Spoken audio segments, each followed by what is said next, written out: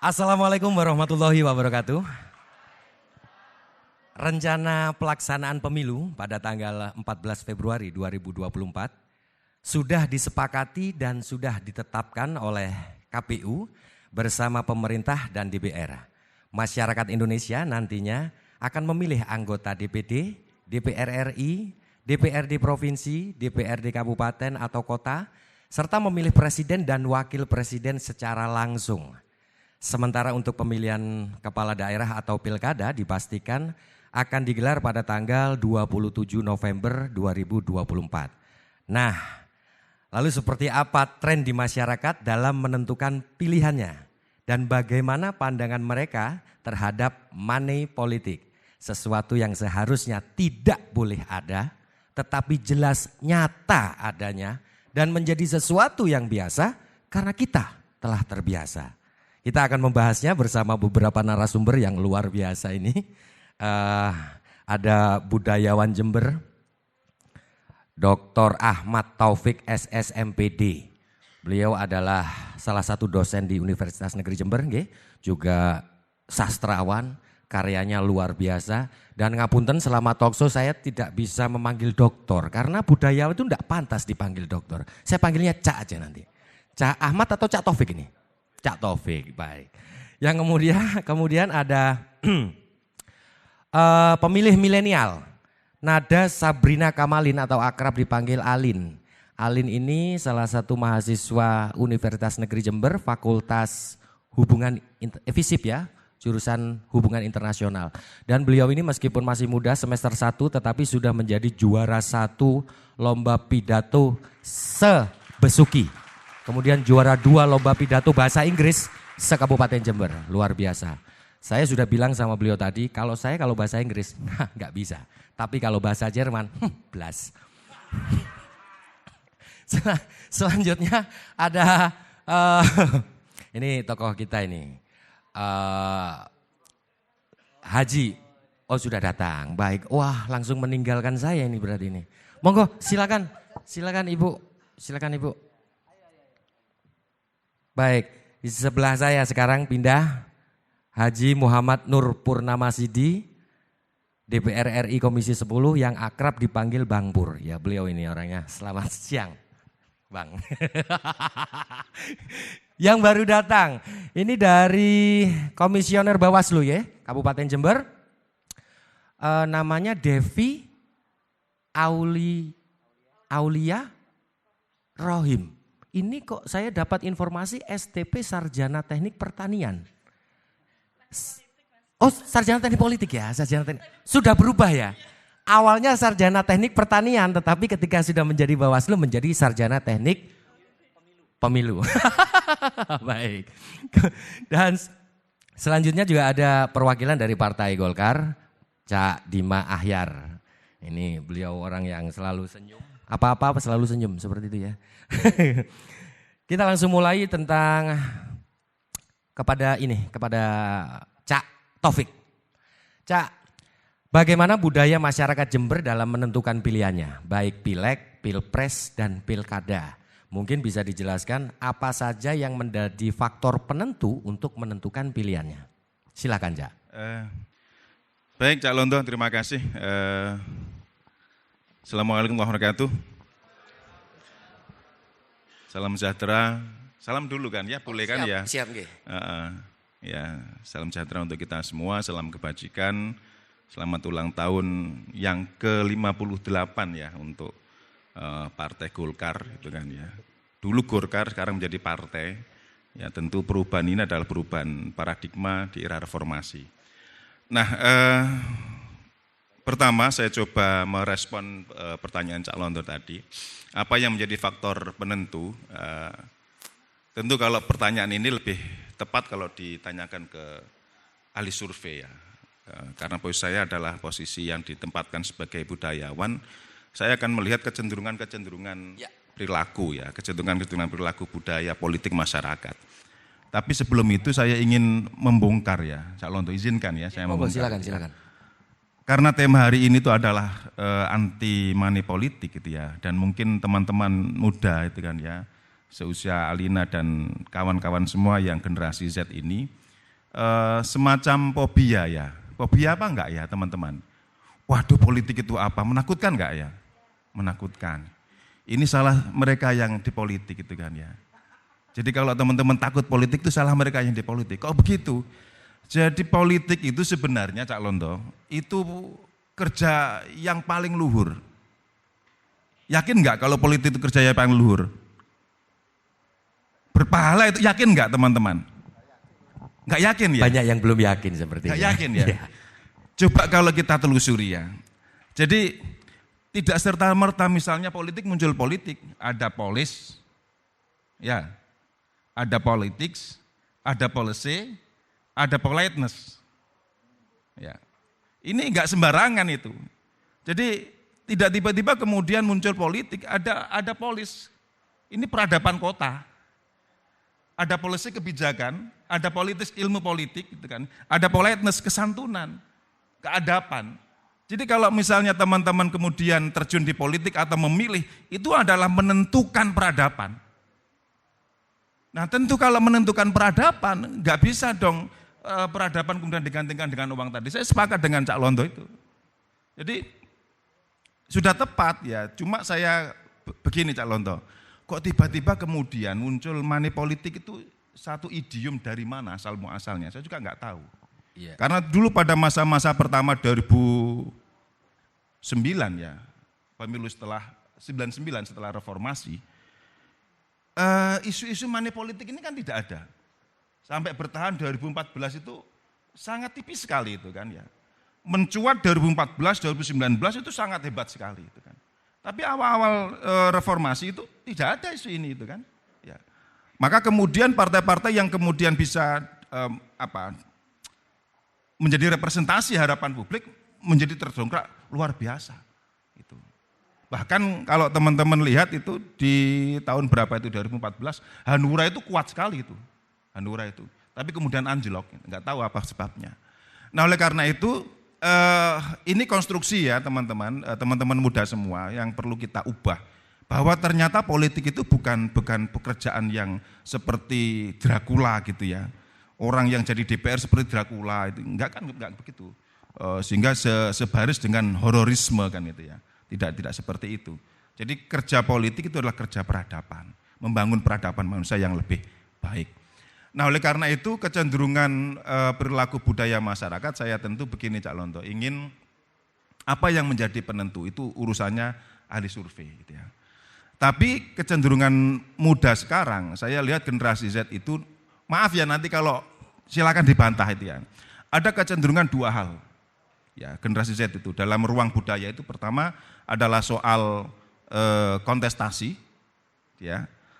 Kontestasi, panggung dengan berbagai pilihannya, dengan keberagaman pilihannya, dan yang kedua adalah sirkuit game, bermain. Ya. Maka kemudian partai-partai yang bisa masuk ke panggung kontestasi, kasus misalnya Citayam ya. Citayam Fashion Week, kemudian diikuti oleh teman-teman Jember itu kan ya, Jember Fashion Week itu kan, yang tidak sehebat. Betul. Mengapa ini menjadi luar biasa? Karena di situ ada ruang kontestasi. Ada ruang kontestasi yang kemudian teman-teman muda yang selama ini krisis, mohon maaf ya, krisis eksistensi, ya krisis identitas, tiba-tiba seolah-olah punya ruang baru, punya panggung. Ketika kemudian mereka berbondong-bondong pada Jember Fashion Week, ya Jember Festival Karnival ya, kemudian Citayam Fashion Week, itu kan luar biasa mereka berbondong dan di Instagram kita jutaan itu viewernya. Tapi yang tidak kalah menarik, bagaimana kemudian penetrasi para politisi. Semua kemudian tiba-tiba berbondong-bondong ikut di situ. Nah, ada apa gerangan itu kan ya. Jadi ada ruang baru gitu kan ya, ruang baru yang nanti nggak tahu bisa dimainkan apa tidak. Ruang baru yang itu adalah ruang mereka, ruang anak-anak generasi Z, ruang generasi milenial itu yang rindu kontestasi, baik itu physically itu kan ya, yang tampak mata ataupun melalui digital itu kan, Instagram dan seterusnya. itu menjadi ruang baru menurut saya, ruang politik yang tidak bisa dibiarkan. Nah, partai mana yang bisa masuk ke situ? Ini adalah partai yang dugaan saya memiliki akseptabilitas itu ya, memiliki keberterimaan yang besar diterima oleh pemilih pemula. Hari ini adalah pemilih pemula temanya. Nah, yang kedua adalah sirkuit game. Anak-anak muda sekarang itu senang bermain game ya, dengan ruang-ruang baru. Gitu. Jadi tentu bermainnya teman-teman generasi Z dengan generasi saya, generasi Bang Pur, Mas Dima Akhyar dengan Mbak Devi tentu berbeda, gitu kan ya. Ya cuma menurut saya rule ya bermain ini tidak seperti rule dalam konteks konsep saya itu kan ya. Bermain teman-teman kan bermain dalam konteks apa ya, relaksasi ya, begitu ya. Cari seneng-seneng. Berarti bisa dikatakan bahwa itu salah satu faktor yang bisa menentukan pilihan untuk generasi milenial ya? Itu menjadi ikon. Itu menjadi ikon muda. Siapa yang bisa bergaul dengan mereka? Coba jenengan cek juga. Ada satu survei yang menarik dari Litbang Kompas itu kan ya. Pemilih itu akan memilih mereka yang merakyat. Ya. Nah, tapi konsep merakyat ini konsep populis yang jangan ditarik mundur. Jokowi merakyat dengan belusuan. Tapi apakah kemudian belusuan masih efektif? Atau sepenuhnya efektif, ataukah setengahnya efektif, itu kan perlu diukur, itu kan ya. Tapi ternyata sampai sekarang mereka itu masih rindu pemimpin-pemimpin, wakil-wakil mereka yang merakyat, artinya populis. Ya. Nah ini perlu diurai, merakyat ini seperti apa, itu kan ya. Apakah merakyat untuk ukuran muda itu mereka yang saat ini memodifikasi diri dengan baju, ya harus muda dong. Maka kritiknya Mas Dima Akhyar kepada Pak Nanang tadi, menurut saya sangat relevan. Fashion itu menjadi suatu yang jangan diremehkan, politik fashion menjadi luar biasa. Yang menarik maka harus pakai jin, politis harus pakai jin karena harus bergaul dengan yang muda, harus pakai agak ketat sedikit itu kan ya. Kalau terlalu ketat bahaya. Yang menarik berarti kalau misalkan, kalau masa lalu mungkin lebih memilih pemimpin yang merakyat. Kalau sekarang mungkin untuk menggandeng generasi milenial berarti pemimpin itu harus menjadi milenial. Saya nggak bisa membayangkan calon anggota dewan melok-melok dolanan game nang pojokan. Wah nih ngeri sekali saya melihat. Nah ya. Ada ya teman-teman pernah menemu gitu ya. Kayaknya gamenya konstruksinya beda itu ya. Ya, gamenya beda. Kalau teman-teman coba ikuti suatu ketika bergaul dengan teman-teman muda yang SMA kelas 2. Oke, Cak Taufik. Ya. Kalau ini kita bicara tentang money politik. Ya. Kalau dari awal tadi saya sudah ternyata teman-teman banyak yang tidak tahu. Saya yakin satu mereka memang tidak tahunya karena mereka sudah apatis tentang politik. Mereka sudah tidak mau tahu. Yang penting saya sudah nyaman, urip bisa cangkruk, bisa apa gitu kan ya. Nah, sekarang kalau dari kacamata seorang budayawan terkait money politik, sejauh mana pengaruhnya terhadap penentuan pilihan? Apakah sudah mulai terjadi pergeseran faktor, Cak? Oke, itu ada dua hal yang Cak Lonto. Yang pertama, mereka akan antipati politik kalau ruang mereka direbut oleh orang lain. Ruang muda mereka direbut orang lain. Contoh, kalau mereka kemudian tiba-tiba tidak bisa fashion, ya, tidak bisa catwalk di zebra cross. Itu ya, zebra cross itu ya. Kemudian mereka kemudian ruangnya juga dibatasi, Instagram dibatasi, mereka akan apatis. Karena ruang itu adalah ruang mereka. Kalau misalnya tiba-tiba pejabat publik melarang mereka main Instagram, main Facebook dan seterusnya, pasti mereka akan antipati pada politik. Ujung-ujungnya yang paling parah akan antipati pada pemerintah dan negara. Karena memang itu era mereka. Tapi ketika sebaliknya ruang itu kemudian diikuti, ya dimasuki itu kan ya, diberi kelonggaran dan sekaligus diberi arahan, ya contoh program-programnya Kemenfo, ya maka mereka akan yang semula akan terlempar akan tertarik kembali. Maka kebijakan-kebijakan politik itu adalah menjadi magnet bagaimana mereka kemudian tampil menjadi bagian dari warga negara ini untuk tetap beradab dalam dunianya. Nah, dunianya ini yang harus dipahami oleh teman-teman politisi. Jangan kemudian mereka dimusuhi atau kemudian terlempar dari ruang itu. Ini sangat berbahaya itu. Coba nanti kalau misalnya ada politisi yang kemudian anti Instagram atau anti selesai nggak akan dipilih. Ya tidak. Selesai. Ya, pasti loh sentuk-sentuk iya. Oke. Baik, terima kasih Cak Taufik. Tepuk tangan untuk Cak Taufik. Wah. Hebat juga. Jadi menjadi budayawan itu juga harus mengerti tentang milenial ya. Instagram kayaknya. Mungkin nanti teman-teman mau tahu tentang akunnya Cak Topik, langsung aja nanya sama beliau nanti IG-nya apa, Facebook-nya apa. Dan saya curiga sepertinya beliau juga mempunyai TikTok. Kalau TikTok belum, tapi kalau Instagram isinya puisi, ya, seminar budaya gitu-gitu. Nah, wajar karena beliau adalah sastrawan, Mbak. Baik, selanjutnya saya ingin bertanya kepada Mbak Devi Aulia. Ini tentang sesuatu yang memang harus alhamdulillah, matur sembah nuwun, Mbak. Wah, janis, apik. Nggih, wah, jan. Matur sembah nuwun, Mbak. Nggih. Iki duduk kok oleh apa wong, ya pancen koyo ngene. Kadang-kadang sampean kan maca nang nggone tulisane trek iku. Ben gak salah paham, ngopi. Kopi disediakan agar kita nggak salah paham seperti itu. Ini Mbak Devi. Mbak Devi ini kita bertanya tentang sesuatu yang memang rule gitu ya. Sesuatu yang banyak yang dari pemilih pemula ini nggak tahu. Sakjanya apa kayak Bawaslu itu penggaweannya opo gitu kan ya.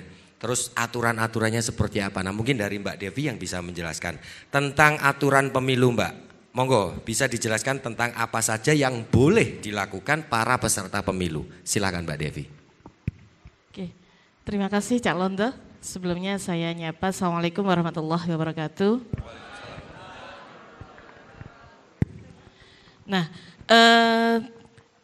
mohon maaf tadi agak telat Cak, kebetulan ada jadwal yang tidak bisa digeser. Oh, okay. Siap. Mohon maaf Bang Pur ya dan narasumber yang lainnya, mohon maaf tadi gabungnya telat.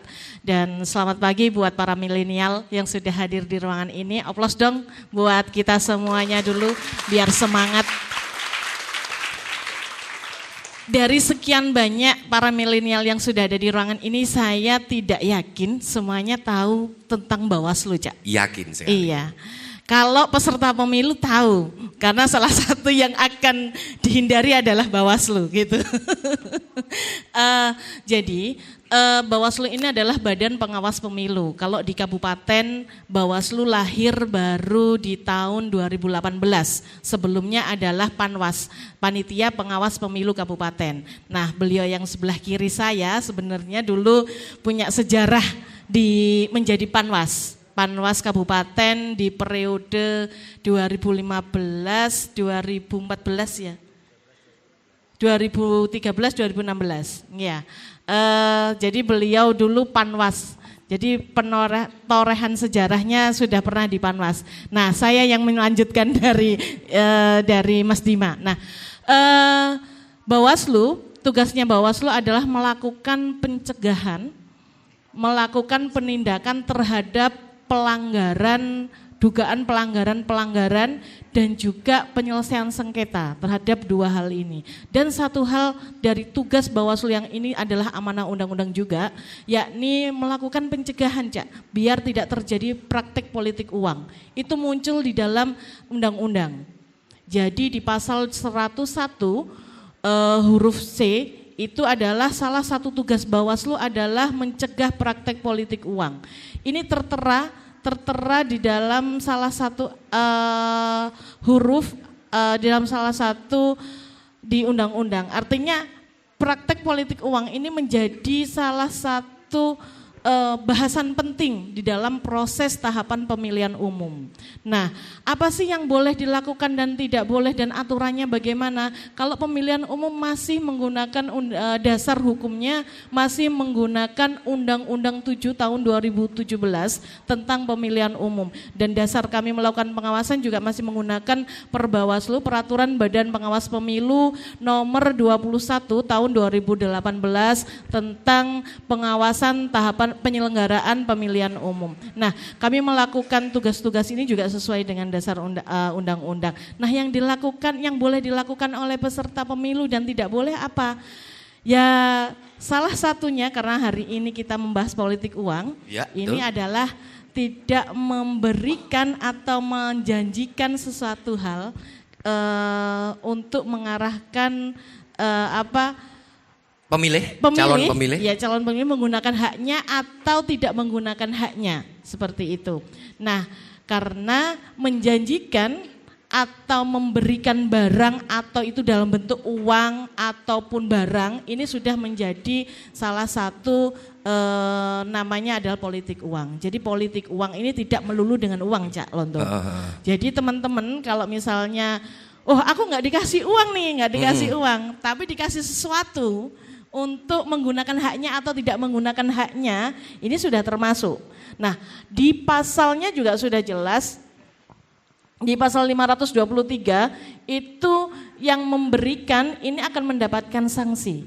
Jadi salah satu memang tidak peserta pemilu ini tidak boleh melakukan praktek politik uang. Itu juga sudah ada sanksi di pasal 523, Cak. Gitu. Untuk spesifik Mbak mengenai money politik, kan banyak masyarakat awam yang tidak mengerti money politik yang membuatnya itu dilarang untuk dilakukan. Jadi mohon dijelaskan aturan detailnya, apa sanksi yang akan diberikan kepada si pemberi dan si penerima. Oke, jadi ada dua rezim sebenarnya, rezim pemilihan dan rezim pemilu. Jadi untuk teman-teman milenial, jadi kalau pemilu ini adalah pemilihan umum, ini dengan pemilihan berbeda. Kalau pemilihan ini pilkada, pemilihan kepala daerah, pilgub maupun pilbub. Nah di dua rezim ini sesuai undang-undangnya berbeda, Cak. Jadi kalau pemilu yang memberi dan yang memberi ini akan mendapatkan sanksi. Kalau pemilihan ini lebih kejam, yang memberi dan yang menerima ini sama-sama dapat sanksi. Seperti itu. Sanksinya? Sanksinya dipidana, Cak. Jadi kalau pemilu ini di masa dipidana 2 tahun, dendanya 24 juta. Tapi kalau pemberian politik uang ini di masa tenang, ini 48 juta. Seperti itu. Tapi kalau rezim pemilihan itu yang kemarin ya, pemilihan bupati, terus kalau besok di 2024 pemilihan gubernur, bupati juga. Ini yang memberi dan yang menerima mendapatkan sanksi. Dan kemarin Bawaslu Kabupaten Jember harus melaksanakan tugasnya, ada 1 kasus yang ditindaklanjuti dan sampai inkrah. Seperti itu. Oh, jadi jelas ada sanksinya ya Mbak? Jelas jadi, ada sanksinya. Karena money politik ini yang memang sesuatu yang karena sudah dianggap biasa. Iya, sudah hal dianggap biasa, betul. Nah, karena ini adalah pidana, Cak, ini pidana pemilu, maka kami Bawaslu ini tidak bisa melakukan tugasnya sendirian untuk menindaklanjuti pidana. Jadi kami membentuk sentra Gakumdu, di mana di situ ada kejaksaan dan juga ada kepolisian untuk memproses pidana tersebut.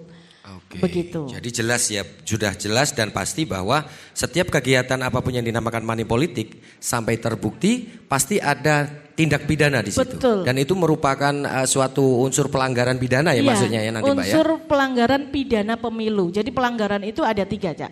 Ada pelanggaran administrasi, ada pelanggaran pemilu, ada pelanggaran etik. Seperti itu. Nah, nanti pelanggaran administrasi maka Bawaslu akan menindaklanjutinya sendiri. Tapi kalau dugaan pelanggaran ini sudah dugaan pelanggaran pidana pemilu, salah satunya yang masuk menjadi pidana pemilu itu adalah politik uang. Oke. Maka akan diproses di Gakumdu itu tadi, sentra Gakumdu, penegakan hukum terpadu. Ada kejaksaan, ada kepolisian dan Bawaslu. Oke. Jadi sudah jelas tentang kecenderungan dari pemilih dengan money politik, tadi sudah sedikit banyak sudah dijelaskan oleh Cak Taufik, dan juga aturan-aturan mengenai tentang money politik tadi juga sudah dijelaskan juga oleh Mbak Devi secara singkat, bahwa kegiatan money politik itu adalah sesuatu yang mengandung unsur pidana dan ada hadiah di situ Mbak ya, hadiah hukuman hadiahnya. Nah sekarang kita akan tanya tentang pemilih milenial ini kepada Mbak Alin ini. Mbak Alin sekarang kita tanya. Kaum milenial ya Mbak Alin milenial ya? Iya milenial. Oh milenial banget ya, oh milenial ya. Suka drama Korea ya? Wah banget. Makanya saya sudah ngira kok wong Jember jenenge Alin gitu. Saya wah ini berarti kena paparan drama Korea seperti itu ya.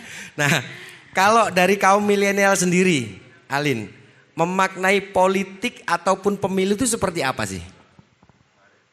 Oke, sebelumnya Assalamualaikum warahmatullahi wabarakatuh. Salam sejahtera untuk kita semua. Selamat, apa ini ya? Siang. Siang ya? Enggak, kayaknya masih pagi nih. Jadi mending selamat pagi menjelang siang ya. Jadi gitu. Untuk gimana tadi? Bagaimana kaum milenial memaknai politik atau pemilu? Oh ya. Jadi kalau dari kacamata milenial nih ya, memaknai politik nih pasti kayak serem gitu kan. Serem. Ya. Serem. Saya juga pertama gini. Loh, Lihat Bang Pur serem nggak? Jawab nggak apa-apa. oh gimana ya? Kalau orangnya sih enggak ya. Jauh dari seram, malah Nggih. menyenangkan gitu kan ya. Nggih, menyenangkan gitu. Nah, kalau politik gitu, orang pasti apalagi kaum muda-muda gitu. Ini habis ini 2024 ada pemilu nih gitu. Ada pemilu. Loh, apa itu? Ya, gitu kan. Pasti teman-teman semua kayak, "Wih, pemilu apa ini?" Kayak, "Loh, apa sih politik itu?" gitu kan. Apa mungkin menganggapnya tuh politik tuh jahat atau gimana gitu kan. Pasti teman-teman ada yang berpikir gitu. Nah, tapi sebenarnya sebelum saya mempelajari ilmu politik itu sendiri di perkuliahan, itu saya juga berpikir seperti itu. Kayak, kok politik gelap banget sih gitu. Kayak, Itulah makanya Bang Pur menggunakan baju putih. mungkin itu faktornya juga ya. Gitu. Jadi ternyata seperti yang dikatakan dari Cak Taufik tadi, benar. Politik itu awalnya itu dari bahasa Yunani. Bahasa Yunani polis. Nah, artinya kota. Jadi di kota itu tuh ada peradaban yang bagus. Bagus banget. Jadi masyarakatnya, pemerintahannya semuanya itu beradab di situ. Jadi awalnya tuh politik tuh bagus. Gitu. Hanya oknumnya Iya, yang membuat oknum-oknumnya politik itu menjadi yang tidak membuat bagus. citra politiknya itu jelek gitu. Nah, Oke. Politisinya ya. Politisinya ya. Jadi Cuman ada catatan tadi ketika kamu ngomong bener katanya Cak Topik, iku dosenmu lho, Nduk. nggih. Aku dini kowe engko oleh nilai E. Sekarang gini Alin. Ini tak londo. Jadi Oke. begini ini. Saya itu kalau di kelas saya panggil mahasiswa itu teman-teman. Wih, keren. Ya, teman-teman sampai sekarang gitu kan ya. Karena saya selalu berhadapan dengan mereka yang umurnya 18 sampai 24. Dan saya selalu umur 26 terus. Wih, keren. Keren. Nah, ketika mereka itu di luar kampus itu kan ya, saya silahkan mereka panggil Mas karena memang faktanya begitu. Panggil Mas, panggil Cak, ada yang panggil Om, panggil Pak D, sampai sekarang begitu. Wah, saya perlu Jadi belajar silakan. untuk itu, Cak. Ya, jadi- Karena apa? Anak-anak saya baik di rumah, di Iya, luar begitu. memanggil saya papa. Anak saya. Jadi begini, kenapa kok begitu? Saya ingin hidup ini nyaman karena sering di warung kopi bersama teman-teman, Nggih. ya, penyair, budayawan ngobrol. Iya, gitu. iya. Terus tiba-tiba ketemu mahasiswa, Pak, itu kan enak itu kan. Kalau kita Selesai. panggil Mas atau Cak, enak saja kan gitu. Itu Oke, sebenarnya. intermezzo Ya. sebentar. Nih Alin, sekarang apa saja menurut kamu faktor-faktor yang biasanya menentukan pilihan bagi pemilih pemula? Oke. Jadi kan gini ya, kalau dari pemilih pemula tuh biasanya kan masih nggak peduli gitu kan. Yang penting, Yang penting paketan dataku ono iso dolan Mobile Legend kan seperti itu Nah, kan? nggih.